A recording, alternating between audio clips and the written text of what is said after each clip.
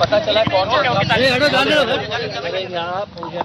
तर अजित पवारांचं संपूर्ण कुटुंबीय सुनेत्रा पवार, सुप्रिया पवार आणि सुप्रिया सुळे आणि शरद पवार हे शरद पवारांच्या दिल्लीतल्या निवासस्थानी असल्याचं कळतंय।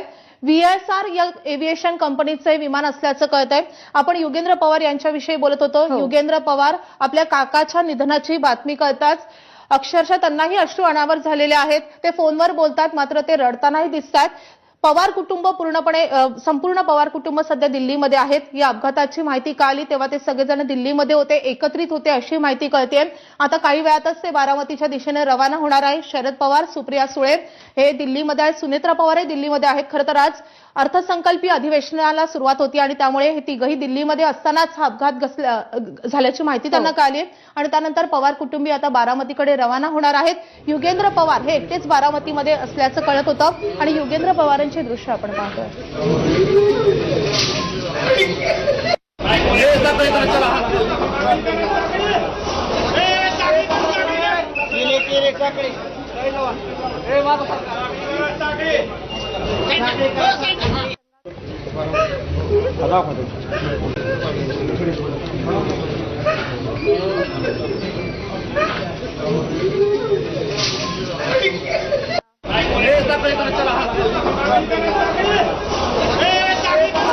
रुग्णालयाबाहेर प्रचंड गर्दी उसळलेली आहे।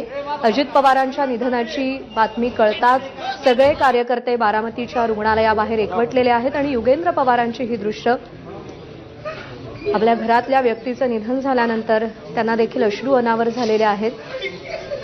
पक्ष फुटला तरी सुद्धा पवार कुटुंब म्हणून कायम एकत्र होतं हे आपण अनेकदा पाहिलेलं आहे। बारामतीमध्ये लँडिंग दरम्यान अजित पवारांच्या विमानाला अपघात झाला आणि या अपघातामध्ये त्यांचा दुर्दैवी मृत्यू झालेला आहे।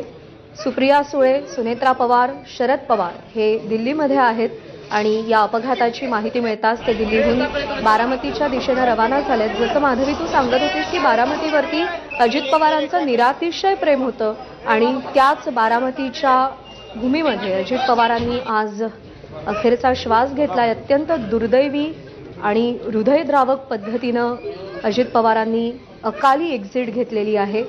जे पचवणं, जे पाहणं, जे अनुभवणं प्रत्येकासाठी कष्टप्रद आहे।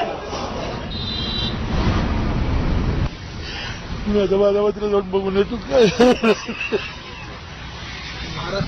महाराष्ट्राने एक खरं